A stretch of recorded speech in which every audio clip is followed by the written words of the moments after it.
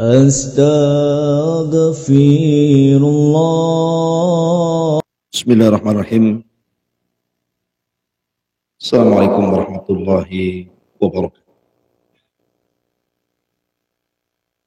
Alhamdulillah wassalatu wassalamu ala Rasulillah wa ala alihi wa sahbihi wa mawala. Wala hawla wala quwata illa billahi wa ba'd. Melanjutkan hadis ke-6 dari kitab Arba'in Nawawi. Qala al-muallif rahimahullahu ta'ala al-imam an-Nawawi an Abi Abdillah Nu'man ibn Bashir radhiyallahu anhu. Qala sami'tu Rasulullah sallallahu alaihi wasallam yaqul innal halala bayyin wa innal harama bayyin wa bainahuma umurun mushtabihat la ya'lamuhunna katsirun minan nas. Faman ittaqa syubhat istabra'a li dinihi wa irdihi. Wa man waqa'a fi syubhati waqa'a fil haram. Karra'i yar'a hawla al-hima yushiku an yarta'a fihi. Ala wa inna likulli malakin hima. Ala wa inna himallahi maharib. Ala wa inna fil jasadi mudghatan idza salahat salahal jasadu kulluh wa idza fasadat fasadal jasadu kulluh. Ala wa hiyal qalb. Dari Abu Abdillah Nu'man ibn Bashir radhiyallahu an, aku mendengar Nabi sallallahu alaihi wasallam bersabda, sesungguhnya yang halal itu telah jelas dan yang haram pun telah jelas. Sedangkan di antara yang halal dan yang haram itu ada perkara-perkara syubhat atau samar yang banyak manusia tidak mengetahui hukumnya. Barang siapa menghindari dari yang syubhat atau yang samar, maka ia telah membersihkan agama dan kehormatan. Barang siapa yang jatuh ke dalam perkara syubhat atau samar, maka dia telah jatuh kepada perkara haram. Seperti penggembala yang berada di dekat pagar larangan milik orang lain, dikhawatirkan dia akan masuk ke dalam. Ketahuilah bahwa setiap raja itu memiliki aturan-aturan. Ketahuilah bahwa aturan-aturan Allah adalah larangan-larangannya. Ketahuilah bahwa di dalam jasad manusia terdapat segumpal daging. Jika dia baik, maka baik seluruh jasadnya. Jika dia rusak, maka rusaklah seluruh jasadnya. Ketahuilah yang dimaksud segumpal daging itu adalah hati manusia. Baik. Hadis ini rawinya adalah dari Abu Abdillah Nu'man ibn Bashir ibn Sa'd ibn Sa'labati al-Ansari al-Khajrazi. Nu'man ibn Bashir adalah orang Ansar dan dia dari kabilah Khajraj. Kabilah terbesar dari kabilah-kabilah Ansar itu Khajraj. Sana ada Aus. Dan gelarnya Abu Abdillah. Kunyahnya Abu Abdillah. Ingat, Nu'man bin Bashir ini adalah bayi yang pertama lahir setelah hijrah Nabi dari kalangan Ansar. Tapi dari kalangan Muhajirin namanya Abdullah ibn Zubair. Jadi ketika Rasul hijrah dari Mekah ke Madinah, maka ada dua manusia lahir. Satu dari Muhajirin, Abdullah ibn Zubair, putra Asma pintu Abi Bakar, pasangan Zubair bin Awam, yang Aisyah radhiyallahu anha suka menggendong Abdullah ibn Zubair. Saking sayangnya Aisyah dengan Abdullah ibn Zubair, maka orang memanggilnya Aisyah dengan kata-kata Ummu Abdillah. Tapi dari kalangan Ansar, yang pertama kali lahir setelah hijrah Rasul adalah Nu'man ibn Bashir. Maka dia awal maulud ba'dal hijrah minal Ansar. Bayi yang pertama lahir dari kalangan Ansar setelah hijrahnya Nabi sallallahu alaihi wasallam.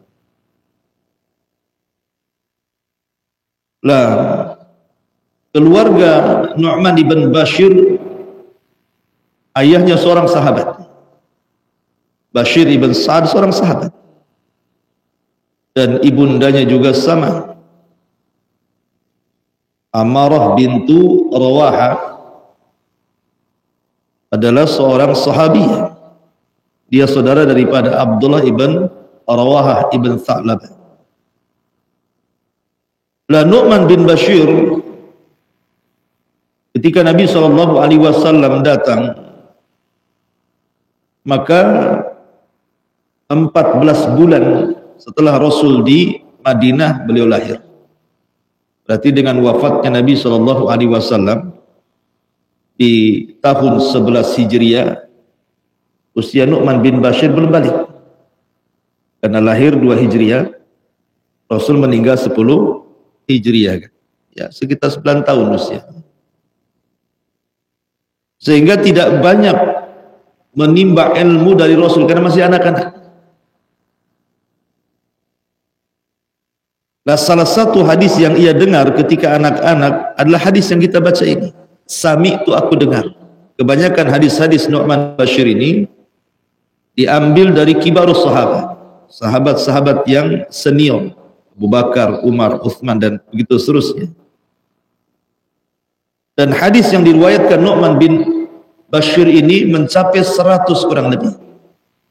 Yang tersebar di beberapa kitab sunan dan musnad. Tetapi tidak banyak dengar langsung dari Nabi, kecuali hadis ini. Dia mendengar langsung dari Nabi sallallahu alaihi wasallam. Ketika lahir saja, Nu'man ibn Bashir ini dibawa oleh orang tuanya menghadap Nabi sallallahu alaihi wasallam. Kemudian Nabi sallallahu alaihi wasallam mentahniknya. Tahnik sunnah, mengunyah kurma sampai lembut, kemudian mengoleskan di bibir bayi, kemudian mendoakan doa yang baik kepada bayi tersebut. Subhanallah, orang tuanya, ibundanya Ammarah bintu Rawaha ini meminta kepada Nabi SAW supaya Nu'man ini didoakan banyak harta dan anak-anaknya. Ya Rasulullah, tolonglah doakan anak saya ini, kalau sudah besar jadi orang kaya, banyak anak. Itu permintaan ibunya. Tapi Nabi SAW mengatakan, amma tardain an ya'isa kama'asa khalah, kama'asa khaluh, asha hamidan wa qutila syahidan wa dakhala al-jannah. Amma tardaina, tidakkah kau ridha wahai Ammar, ibundanya Nu'man bin Bashir, agar kelak Nu'man ini kalau sudah besar seperti kondisi paman-pamannya, di mana dia hidup secara terpuji, mati secara syahid, dan Allah masukkan ke dalam surga. Akhirnya Rasul pun mendoakan Nu'man ibn Bashir dengan 3 kalimat ini. Semoga anak ini kalau kelak sudah besar, asha hamidan, hidup dipuji manusia, wa qutila syahidan, tapi kelak akan dibunuh secara syahid, dan Allah akan masukkan ia ke dalam surga. Subhanallah, ini kan kemuliaan semuanya. Hidup mulia, mati syahid, masuk surga, kan enak. Sementara ibundanya meminta kepada Nabi SAW supaya diberikan kekayaan dan banyak keturunan kan itu. Tapi Rasul pilihkan doa terbaik daripada itu. Karena ibundanya bicara tentang dunia, tapi akhirat pilihkan kepada Nu'man ibn Bashir doa akhirat. Ma'asyiral muslimin yang dimuliakan Allah Subhanahu wa taala, di antara beberapa pelajaran dari Nu'man ibn Bashir ini, Nu'man ibn Bashir dan keluarganya mengajarkan kepada kita soal keadilan. Suatu ketika ayahandanya karena cinta dengan Nu'man bin Bashir, anaknya banyak, salah satunya Nu'man ibn Bashir.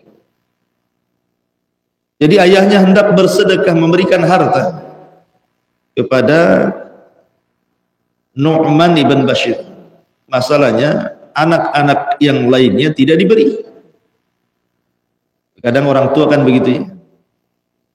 Kalau cinta dengan salah satu anaknya, yang lainnya kadang diabaikan. Mungkin karena anak itu sudah merawat dia ketika sakit, tiba-tiba dia berwasiat, nak kalau aku mati, karena engkau yang merawatku rumah ini, ambil, biarkan yang lainnya itu. Dia nggak sayang dengan saya. Banyak orang tua yang seperti itu. Lah, ayahanda Nu'man ibn Bashir ini memberikan harta kepada Nu'man dan tidak memberi kepada anak-anak yang lainnya.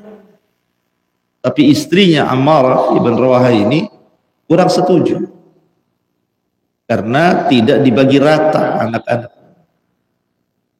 Sehingga kemudian ibundanya meminta suaminya, tidakkah kau datang kepada Rasul meminta persaksian bahwa engkau memberikan harta itu kepada Nu'man ibn Bashir dan mengapa tidak memberikan kepada yang lainnya. Maka berangkatlah ayahanda Nu'man ibn Bashir dengan Nu'man ibn Bashir datang kepada Rasul supaya Rasul menyaksikan dia memberikan harta. Ketika sampai di hadapan Nabi SAW, Rasul bertanya, afa'alta hadha biwaladika kullihim? Apakah engkau memberikan harta ini kepada semua anak-anakmu selain Nu'man? Maka dia mengatakan, la, tidak. Aku hanya memberikan kepada Nu'man saja. Maka Nabi SAW mengatakan, ittaqullaha wa'dilu fi auladikum. Bertakwa kepada Allah. Adilah dalam pembagian kepada anak-anak kalian. Maka kemudian bapaknya kembali dan memberikan pembagian yang rata kepada anak-anak. Dari sini peristiwa Nu'man ibn Bashir menjadi sebuah pelajaran pada kita agar kita hati-hati ketika memberikan kasih sayang kepada anak. Tetap harus adil. Adapun soal anak-anak, mungkin yang satu nakal, yang satu tidak, yang satu soleh, yang satu tidak, itu ujian Allah Subhanahu wa ta'ala kepada kita. Karena tidak semua anak itu baik, tidak semua anak itu jahat. Pasti ada yang dipilihkan, ada yang baik, ada yang jahat, untuk ujian bagi orang tuanya.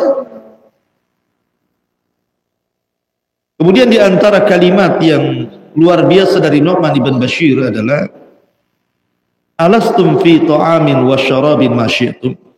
Ini di zaman sahabat. Nu'man ibn Bashir melihat kemegahan, karena kan dia kan jadi wali, jadi gubernur di zaman Muawiyah di Kufah, diangkat jadi gubernur di Kufah ketika di zaman Muawiyah menjadi penguasa. Setelah Hasan ibn Ali menyerahkan kekuasaannya kepada Muawiyah. Muawiyah itu suka dengan Nu'man bin Bashir. Padahal ma'asyiral muslimin yang dimuliakan Allah Azza wa Jalla, Nu'man ibn Bashir ini adalah salah seorang yang diutus oleh keluarga Utsman ibn Affan saat terbunuh. Utsman kan dibunuh dengan cara sadis oleh kelompok Sabaiyah. Bahkan istrinya sampai jari-jarinya putus, terkena sabatan pedang gara-gara membela suaminya Utsman bin Affan, Nailah. Lah yang membawa pakaian yang berlumuran darah Utsman dan juga potongan jari istrinya itu, yang membawa ke Syam adalah siapa? Nu'man bin Bashir. Yang membawa pakaian Utsman yang berlumuran darah dan jari jemari Nailah, istri daripada Utsman, dibawa ke Syam. Kemudian diserahkan kepada Muawiyah ibn Abi Sufyan. Ghadib. Tentu Muawiyah murka. Kenapa? Karena Utsman itulah masih satu kerabat dengan Muawiyah, dari sama-sama dari Bani Umayyah. Dan yang menempatkan dia gubernur pun adalah Utsman bin Affan. Makanya kemudian Muawiyah ibn Abi Sufyan senang dengan Nu'man ibn Bashir dan menjadikannya wali di Kufah. Dan di Syam itu kan kehidupannya beda dengan Mekah dan Madinah. Mereka penuh dengan dunia, kenikmatan. Sehingga Nu'man ibn Bashir radhiyallahu anhu mengatakan, alastum fi ta'amin wa syarabin masyitun? Bukankah kalian hidup senang, banyak makan, banyak minum, kalian bisa makan dan minum sesuka kalian? Apa kata Nu'man? Laqad ra'aitu nabiyakum. Aku telah melihat nabi kalian. Wa ma yajidu minad daqali ma yamla'u batna. Beliau tidak pernah makan enak. Bahkan beliau hanya makan daqal. Daqal itu kurma yang sudah kering sekali. Itulah yang memenuhi perut nabi kalian Muhammad sallallahu alaihi wasallam. Adapun wafatnya Nu'man ibn Bashir radhiyallahu an, wafat setelah Yazid ibn Muawiyah. Muawiyah meninggal, kemudian kekuasaannya diserahkan kepada anaknya Yazid ibn Muawiyah. Lah, ketika Yazid ibn Muawiyah meninggal dunia, maka diteruskan dengan anaknya namanya Muawiyah bin Yazid. Jadi nama orang itu bolak-balik di situ aja kan. Kakeknya Muawiyah, anaknya Yazid bin Muawiyah, anaknya lagi Muawiyah bin Yazid. Kalau orang dulu kan biasanya dicantel-cantelkan nama orang tuanya, nama kakeknya gitu. Sama juga sekarang gitu, namanya panjang-panjang diselipin nama dia gitu. Masalahnya di zaman Muawiyah bin Yazid, kekuasaan dia lemah, tidak seperti kekuasaan ayahnya Muawiyah Yazid ataupun Muawiyah yang kuat. Dia cenderung ke akhirat, tidak cenderung ke politik. Sehingga karena itulah goncang kaum muslimin di mana-mana. Maka dari Madinah tiba-tiba Abdullah ibn Zubair, tadi saya katakan bayi yang pertama lahir dari kalangan muhajirin, tiba-tiba memproklamirkan dirinya menjadi khilafah. Karena udah kacau kekuasaan kaum muslimin, di sana pecah sini pecah gitu kan, tidak bisa ditangani oleh Muawiyah bin Yazid. Maka Abdullah ibn Zubair dari arah Madinah langsung memproklamirkan jadi khalifah. Banyak orang berbayat dari mana-mana. Muawiyah bin Yazid ditinggalkan, sehingga banyak orang-orang, hampir mayoritas seluruh penjuru negeri kaum muslimin berbayat kepada Abdullah ibn Zubair, termasuk juga Nu'man ibn Bashir. Dia tinggalkan Muawiyah bin Yazid, dia berbayat kepada siapa? Abdullah ibn Zubair. Maka penduduk Himsar marah, mana kok dia gubernurnya bukan wala kepada Muawiyah bin Yazid, malah walanya ke siapa? Kepada Abdullah bin Zubair. Maka dia pun kemudian diikuti oleh Khalid ibnu Khalid al-Kala'i. Di tengah jalan kemudian dibunuhlah Nu'man ibn Bashir, persis seperti yang dikatakan Rasul, qutila syahida, dibunuh mati syahid ya. Dari sini ma'asyiral muslimin yang dimuliakan Allah Subhanahu wa taala, nubuwah Rasul itu menjadi sebuah kenyataan. Ya, karena Rasul tidak pernah mengucapkan dengan hawa nafsu. Yang Rasul ucapkan itu wahyu yang diwahyukan kepadanya. Banyak hadis-hadis yang diriwayatkan Nu'man bin Bashir. Salah satunya hadis yang ma'ruf tentang fase-fase yang akan dilalui manusia. Ada namanya fase nubuwah, dari Adam sampai Rasulullah. Ada namanya fase khilafah, khulafaur rasyidin, dari zaman Abu Bakar sampai zaman Hasan ibnu Ali. Ada fase namanya mulkan a'zam, fase dinasti. Fase dinasti itu artinya kerajaan diwariskan kepada keluarga.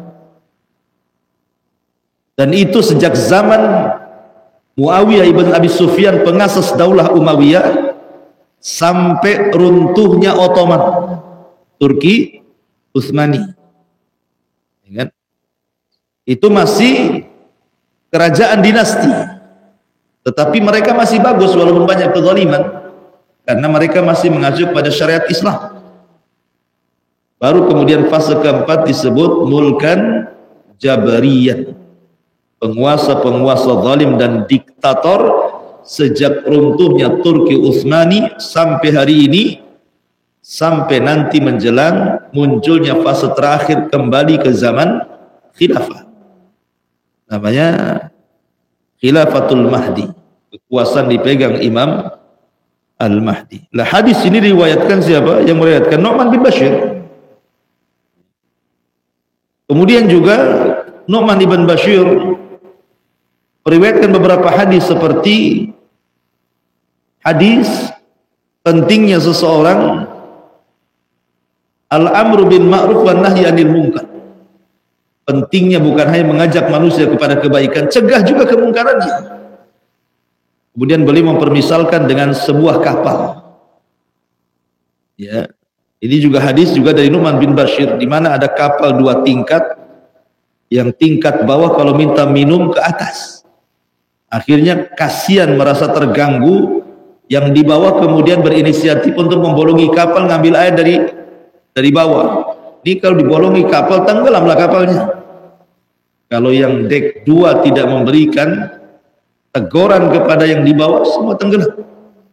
Itulah permisalan orang yang mengajak kepada kebaikan dan tidak mencegah kepada kemungkaran. Salah satu hadis yang kita akan bahas adalah hadis al-halalu bayyinun wal haramu bayyinun, dan ini adalah hadis asal tentang masalah zuhud dan wara. Hadis Nu'man bin Bashir al-halalu bayyin wal haram bayyinun wa bainahuma umur mustabihat, ini yang kita akan bahas adalah asal dari kaidah tentang fadlul zuhdi wal wara, pentingnya kita zuhud dan pentingnya kita wara. Apa sih bedanya zuhud dengan wara? Kita sering mendengar penting zuhud, wara. Zuhud itu tingkat tertinggi daripada wara. Wara dulu baru zuhud. Jadi wara itu muqaddimatuz zuhdi. Ya, muqaddimahnya untuk jadi zuhud itu wara dulu tuh. Karena wara itu tarku ma yukhsha dararuhu fil akhirah. Anda meninggalkan sesuatu yang memadaratkan Anda untuk akhiratnya. Meninggalkan sesuatu yang memadaratkan untuk akhirat kita disebut wara namanya. Tapi zuhud sedikit berbeda, karena zuhud itu tarku ma la yanfa fil akhirah, meninggalkan sesuatu yang tidak bermanfaat untuk akhirat. Saya ulangi, kalau wara meninggalkan sesuatu yang membahayakan akhiratnya. Kalau zuhud meninggalkan sesuatu yang tidak bermanfaat untuk akhiratnya. Apa bedanya? Kalau meninggalkan sesuatu yang memadaratkan untuk akhiratnya, berarti meninggalkan sesuatu yang haram dan syubhat. Itu disebut wara namanya. Kalau antum meninggalkan syubhat apalagi yang haram, berarti antum waro. Tetapi kalau antum meninggalkan sesuatu yang tidak bermanfaat karena takut akan memadaratkan akhirat, berarti antum meninggalkan sesuatu yang mubah. Sesuatu yang mubah, yang tidak ada manfaatnya, tidak ada dosa, tidak ada pahalanya, mubah itu kan. Antum sepak bola mubah, olahraga mubah, tapi antum tinggalkan. Hal-hal yang sifatnya mubah antum tinggalkan karena ingin mengejar akhirat, itu disebut zuhud. Berarti wara ini muqaddimah zuhud. Paham sampai sini? Baik. Ya. Baik. Nabi mengatakan innal halala bayyin. Sesungguhnya perkara halal itu sudah jelas. Wa innal harama bayyin. Yang haram juga sudah jelas. Apa yang dinaskan halal, kita halalkan. Kalau Quran mengatakan halal, hadis mengatakan halal, halal. Apa yang diharamkan Al-Quran dan Sunnah haram, kita haramkan. Apa yang didiamkan, Quran tidak mengatakan halal, juga tidak mengatakan haram, hadis tidak mengatakan halal, ataupun tidak mengatakan haram, maka dalam urusan dunia tetap halal. Tetap halal. Sampai datang dalil yang mengharamkan. Yang halal jelas. Sesuatu yang antum makan yang halal itu kan jelas, semua orang tahu. Antum minum jus jeruk, jus lemon, jus durian, halal. Antum makan nasi halal. Yang halal itu jelas sebenarnya. Atau memakai pakaian gitu ya, tahu kok pakaian ini tidak boleh, haram. Pakaian ini yang boleh, halal. Tahu kita semua, jelas. Yang haram juga jelas. Khamar, babi, anjing, jelas kan itu ya. Atau dalam bab muamalah, riba, zalim dan yang lainnya, jelas. Yang tidak jelas itu yang tengah-tengah. Ini halal ke haram? Syubhat jadinya. Jadi orang yang ragu-ragu, tidak tahu ini halal ini haram, ini disebut syubhat. Syubhat ini bisa mengantarkan ke halal, bisa mengantarkan ke haram. Kalau antum meninggalkan syubhat karena lebih ke haram, antum meninggalkan syubhat karena lebih ke haram, itu disebut wara. Kalau antum meninggalkan syubhat padahal lebih ke halal, itu disebut zuhud. Makanya tingkatan zuhud lebih tinggi dibandingkan wara. Lalu kenapa kemudian timbul syubhat? Syubhat itu kan samar. Ada beberapa, karena di sini Allah mengatakan, Rasul mengatakan, wa bainahuma umurun mustabihat la ya'lamuhunna katsirun minan nas. Dan di antara halal dan haram yang jelas itu ada perkara-perkara samar yang tidak diketahui banyak manusia. Artinya ada yang tahu hukumnya, ada yang tidak tahu. Tapi kebanyakan tidak tahu. Seperti umpamanya ikhtilaf ulama. Ulama berselisih pendapat. Di zaman para sahabat saja, terkadang ada beberapa sahabat itu tidak sampai keterangan kepada dia, terjadi perselisihan. Contoh, Sa'ad bin Abi Waqqas. Di awal Islam kalau ruku itu kita harus takbir. Pegang sini ya. Kemudian ruku. Itu di permulaan sholat. Tapi kemudian datang larangan takbir. Sa'ad bin Abi Waqqas tidak tahu, sehingga terjadi khilaf di sini. Karena Sa'ad bin Abi Waqqas tidak tahu tentang bahwa hadis itu sudah dimansuh, dilarang. Bahwa ruku nggak seperti itu, yang meletakkan tangan di lutut kan itu. Atau contoh yang lain seperti yang terjadi kepada Abdullah ibn Mas'ud ketika bicara soal larangan bicara dalam sholat. Hadis tidak sampai kepada dia bahwa telah turun ayat Al-Quran melarang bicara dalam sholat. Jadi khilaf. Atau Abdullah ibn Mas'ud dengan Ali radhiyallahu anhu tentang soal hukum nikah mut'ah. Abdullah bin Abbas membolehkan, datang Ali mengatakan anta rajulun ta'ih, engkau ini orang bodoh katanya. Nabi sudah melarang, tidak boleh nikah mut'ah di Khaybar sebagaimana melarang keledai-keledai peliharaan itu dimakan kata Ali. Agak terjadi khilaf di sini kan. Lah, terkadang orang-orang yang setelahnya menjadi syubhat, ragu-ragu ini yang benar yang mana, gitu ya. Jadi syubhat gitu ya jadinya kan. Yang benar ke yang ini ke yang itu kan. Itu juga karena terjadi khilaf di antara para ulama, orang-orang setelahnya tidak ada yang tahu. Ketika datang keterangan mana yang dimansuh, mana yang dinasikh, kalau dia tidak punya ilmu jadi syubhat jadinya. Tapi Nabi Shallallahu Alaihi Wasallam mengajarkan kepada kita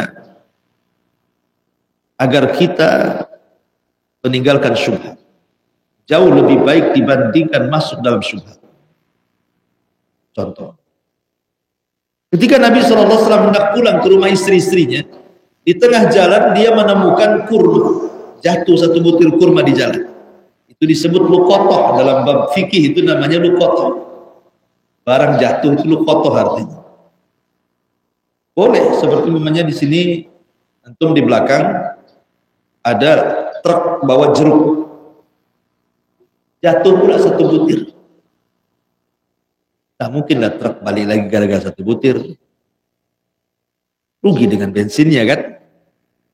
Antum nampak tuh. Antum mau ngejar ngambil jeruk. Papa gitu kan. Ini satu jeruknya nih. Pada satu truk itu jeruknya kan. Udah jauh entah kemana truknya itu. Antum diambilnya sama antum, dicari truk udah nggak ada. Itu disebut luqatah, halal dimakan. Boleh dimakan daripada busuk. Tapi kalau jatuh satu karung, dua karung jangan. Setengah truk jatuh antum ambil semua, rampok kan. Nanti kan balik lagi truknya kan. Artinya bahwa Nabi itu menemukan luqatah, kurma jatuh. Pas mau diambil, nggak jadi dimakan. Kenapa? Takut kurma ini kurma sedekah. Nggak jadi makan. Warok. Kemudian juga kita lihat, nah ini namanya meninggalkan syubhat kan, ragu-ragu antara sedekah atau hadiah itu kan syubhat jadinya kan. Rasul meninggalkan tidak mau makan. Atau contoh ketika Nabi SAW bersama Safiyah bintu Huyai ibn Akhtab, salah satu istri Nabi, Safiyah, putri daripada seorang pembesar Yahudi, Huyai ibn Akhtab. Rasul lagi berdua-duaan malam-malam, kan gelap sangat. Datanglah dua sahabat lewat. Tiba-tiba ketika berjalan di depan Rasul, tergesa-gesa dia jalannya. Kata Nabi SAW, kenapa kalian tergesa-gesa? Saya ini bersama Safiyah istri saya. Sahabat mengatakan, tidak ya Rasul, kami tidak mungkin suudzon kepadamu, seorang Nabi. Rasul mengatakan tidak, setan itu masuk dari jalan darah orang. Dan Nabi gitu kan. Bagaimana Rasul menjelaskan ini Safiyah lah, bukan siapa-siapa. Saya bukan dengan perempuan lain, ini istri saya. Karena gelap-gelap masalahnya. Sahabat tergesa-gesa jalannya. Tapi sahabat mengatakan tidak, kami tidak bermaksud apa-apa wahai Rasul. Tidak, setan itu masuk dari jalan darah orang. Gitu maksudnya. Rasul supaya jangan syubhatkan gitu. Nabi SAW menghilangkan keraguan-raguan di sini kepada para sahabat, karena syubhat itu melahirkan keraguan-raguan. Makanya Abdullah ibn Mubarak suatu ketika belajar, pinjam pena sama kawannya. Dia belajar ke ulama Syam, kemudian pulang ke Irak. Sampai di Irak penanya ke bawah, pena kawannya ini Langsung dia tidak mau, hari itu dia datang ke Irak, balik lagi itu membalikan penanya. Kalau kita ke bawah, alhamdulillah, orang nggak ingat pena di bawah. Apalagi nemu dompet itu udah nggak ada warung, nggak ada zuhud itu. Main empat saja. Ibrahim bin Adham. Dia suatu ketika beli kurma, satu gantang. Di bawah timbangan ada kurma satu. Dikiranya kurma yang jatuh dari gantang yang sudah dibeli. Diambil kurma itu dimakan. Kemudian dia berangkat dari Mekah ke Palestina, ingin i'tikaf di Masjidil Baitul Maqdis, di Masjidil Aqsa. Selama 3 bulan dia sholatnya tidak khusyuk, baca Quran tidak khusyuk, doa tidak khusyuk. Berpikir, apa yang salah dengan saya? Dia terpikir, dosa apa yang saya lakukan? Itulah ulama, dosa itu mempengaruhi ibadah gitu. Karena kita ini biasa maksiat, biasa aja. Gak merasakan khusyuk, tak khusyuk, ya biasa aja gitu ya. Gak mempengaruhi masalahnya maksiat. Jadi akhirnya kemudian terpikir, jangan gara-gara sebutir kurma yang dibawa gantang itu. Balik dia dari Palestina ke Mekah, nyari penjual kurma itu. Rupanya yang jual, yang dulu dia beli berbeda dengan yang sekarang dia mau nanyakan kurma yang jatuh. Dulu orang tua yang jual, sekarang anak muda. Sehingga kemudian ditanya, mana penjual yang lama tuh? Kata anak muda ini sudah meninggal. Lah kamu siapa? Saya anaknya. Kemudian dicerita, dulu saya ngambil kurma di bawah gantang. Saya pikir itu kurma saya yang sudah saya beli jatuh dari gantang. Jangan-jangan kurma itu milik bapakmu, bukan bagian dari kurma yang tertakar di gantang. Padahal kan belum jelas itu. Orang yang pun sudah meninggal. Tapi saking warok zuhudnya Ibrahim bin Adham ini, dia ingin memastikan dan dia minta maaf kepada penjual itu. Masalahnya dia mengatakan, kalau sisi saya maafkan Pak, masalahnya anak bapakku 10. Alamatnya ini. Didatangi semua anak-anaknya minta maaf. Gara-gara satu butir. Kita ini terbalik, kalau beli buah-buahan gak diizinkan, main ambil dimakan. Ya kan? Umumnya kan begitu ya. Beli dukuh nih. Gak pernah izin cicipi ya bang? Nah, enggak. Cut, gak mau saya. Udah kemakan itu. Bayangkan, gak ada waroknya di zaman sekarang ini. Ini loh. Dia sangka milik dia. Ini sudah tahu milik yang jual, tetap aja diambil. Habis gak enak dicelaknya pula penjual, kan kurang ajar. Sudah ngambil, gak enak dicelak kan gitu. Habis itu gak beli. Ini gak dibayar yang tadi yang kecut tuh. Memang gak ada warung, gak ada zuhud zaman sekarang ini. Jadi bagaimana Ibrahim bin Adham mengajarkan kepada kita warok terbebas dari syubhat. Begitu para ulama. Sampai Sufyan Ats-Tsauri atau Thabit ibn Ibrahim, ayahanda Nu'man ibn Thabit Hanifah. Namanya kan Nu'man bin Thabit Abu Hanifah. Ayahnya Thabit ibn Ibrahim. Thabit ini suatu ketika dia memakan satu butir apel yang ada di air yang mengalir. Karena dia sedang lapar, sedang haus. Oh, nemu air kan, namanya thalabul ilmi zaman dulu kan jalan kaki. Nemu sungai, wah seneng dia. Sudah lapar, ada apel pula di situ. Ya kan? Terbawa arus air, termakan baru satu suap, terpikir, apel siapa ini? Nah, kan orang dulu begitu. Jangan apel orang. Dicarinya sampai dari hilir ke hulu. Rupanya di hulu ada pohon apel. Jangan-jangan dari sini. Coba minta maaf. Supaya dimaafkan, dia sudah termakan sedikit. Kalau kita nemu, jangan nemu dompet. Dompetnya dibuang, isinya diambil. Sekarang ya kan. Bahkan Sufyan Ats-Tsauri, dia bekerja di kebun delima. Majikannya mengatakan, ambilkan ya Sufyan bin Tsauri, ambilkan delima. Ambil delima. Kecut. Marah majikannya. Oh, sudah bekerja berapa bulan di sini? Sekian bulan wahai Tuhan. Ambilkan lagi. Kecut lagi sampai 3 kali. Kenapa kau tidak bisa bedakan mana delima manis, mana delima kecut, mana delima yang berkelas, mana tidak? Mana delima ini ciri-cirinya enak, ini ciri-cirinya enggak? Apa kata Sufyan ats-Tsauri? Bukan saya tidak bisa membedakan, wahai Tuhan. Saya selama tinggal dan bekerja di kebunmu ini, Engkau tidak mengizinkan aku untuk memakannya, baik yang ada di tangkainya ataupun yang jatuh. Sebab itu aku nggak bisa membedakan mana rasa. Kan? Kalau sekarang menjaga kebun, dia yang pertama kali makan buaya. Majikan saya itu punya kebun mangga dulu. Yang pertama jual itu yang punya kebun. Jadi dari situlah makanya waronya sudah nggak ada lagi. Ada hadis ini adalah kaidah yang besar bicara tentang waro di sini. Faman ittaqa syubhat faqad istabra'a li dinihi wa irdihi. Wa man waqa'a fi syubhat waqa'a fil haram. Barang siapa yang jatuh kepada perkara syubhat, jatuh kepada haram. Kata para ulama maknanya, siapa yang memudah-mudahkan dengan perkara syubhat pasti akan memudahkan dengan perkara haram. Siapa yang hati-hati tentang perkara syubhat, maka dia lebih hati-hati dari perkara haram.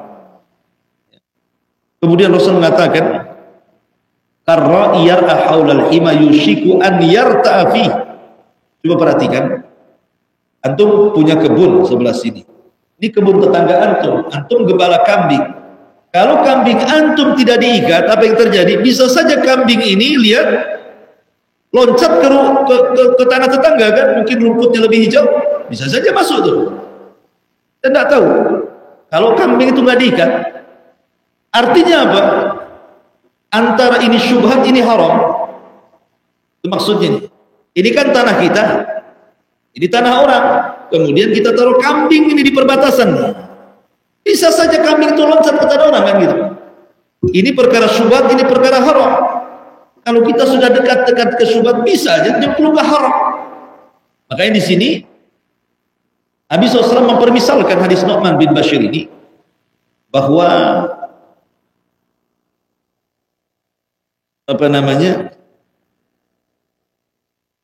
waman waqa fi syubhat waqa fil haram karra'i, seperti penggembala yar'a haulal hima yang sedang mengembala kambing di sekitar tanah larangan, tanah milik orang lain.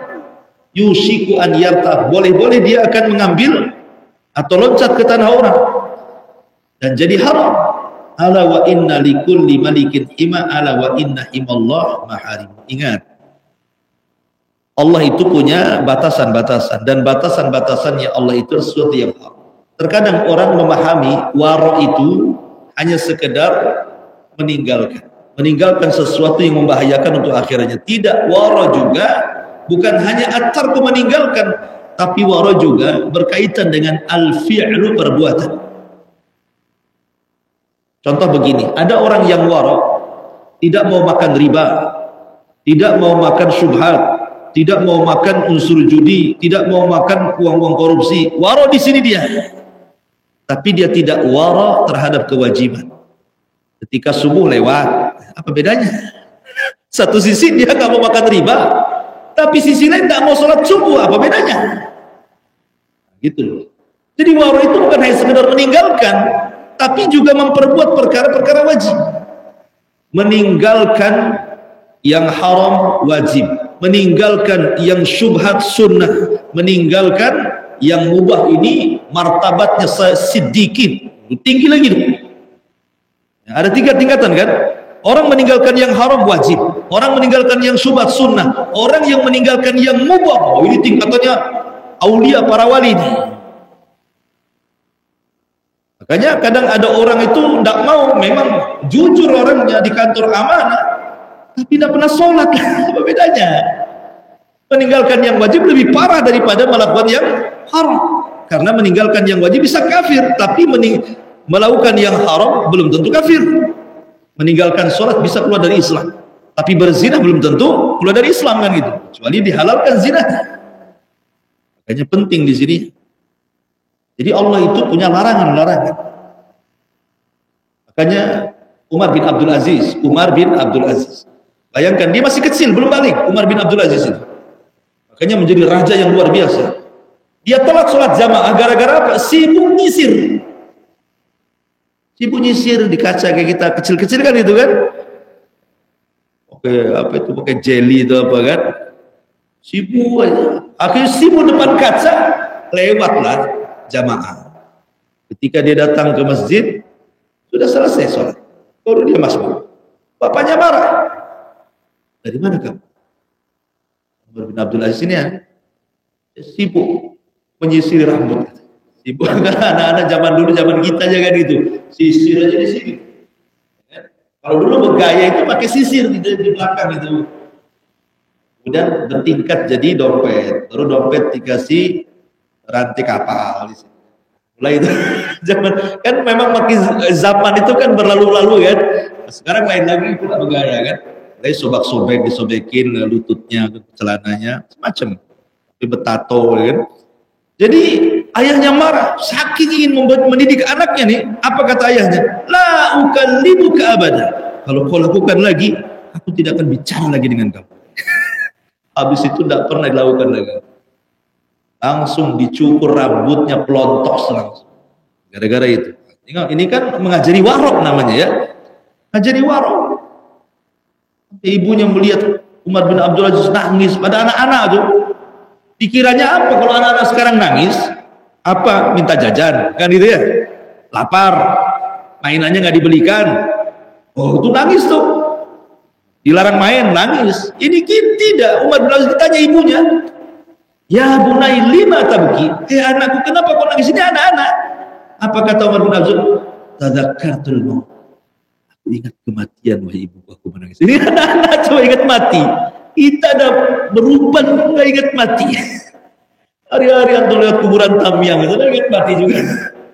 Coba kadang-kadang kita ini kan poronya nggak ada. Ya. Itu Umar bin Abdul Aziz mengajarkan satu pelajaran besar bagi kita. Kan? Kemudian yang terakhir adalah wa inna fil jasadi mudghah idza saluhat saluhal jasadu kullu wa idza fasadal fasadal jasadu kullu ala wahyal qalb. Ingat dalam badan kita ini ada segumpal daging. Kalau dia baik, baik semua. Kalau dia jahat, jahat semua. Itulah hati.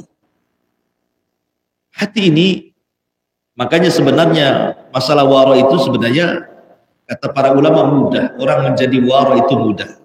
Contoh namanya Ibnu Sirin ditanya, Muhammad ibn Sirin seorang ulama tabi'in. Ketika ada orang mengatakan susah kali aku ini wara, kata Muhammad ibn Sirin salah. Wara itu mudah. Kok bisa wahai imam? Ya. Karena setiap kau ragu tinggalkan. Kan senang. Ragu tinggalkan. Ragu tinggalkan. Udah. Masalahnya hati ini cenderung cinta dunia. Itu yang membuat sulit kita wara. Makanya membersihkan badan itu paling mudah. Antum beli motor, beli apa gitu ya. Sabuni aja badan antum. Piring saja bisa bersih, apalagi badan. Kan itu ya. Pakai sunlight gitu. Tapi tidak bisa hati dicuci dengan sunlight. Antum minum sunlight, bersih hati antum, tidak bisa. Mati antum. Membersihkan hati itu sulit. Makanya perlu membiasakan. Makanya kenapa kata Imam Ibnul Qayyim rahimahullah ta'ala, bagaimana orang itu akan selamat hatinya kalau punya istri tidak nyayangi suaminya, kalau punya tetangga nggak bisa memberikan keamanan kepada tetangganya, kalau punya pekerjaan tetapi tidak pernah menghasilkan kerjanya, kalau punya musuh tidak pernah tidur terus melihat antum, gimana caranya antum hancur? Gimana akan tenang hatinya orang? Punya istri nggak sayang sama antum, istri yang nggak sayang itu buat sakit hati kan? Udah susah di luar, masuk rumah mau kuadrat susah. Punya tetangga sih ganggu saja kan itu. Punya musuh terus saja. Jadi bagaimana bisa tenang? Makanya penting seseorang itu satu cari istri penyayang, dua cari tetangga yang baik, tiga cari pekerjaan yang bagus, keempat jangan cari musuh. Tenang hati. Karena ketenangan hati itu penting. Wallahu a'lam bishawab. Ini yang saya sampaikan dan subhanaka hamdika asyhadu an la ilaha illa anta astaghfiruka wa atubu ilaik. Allahu taala alam. Assalamualaikum.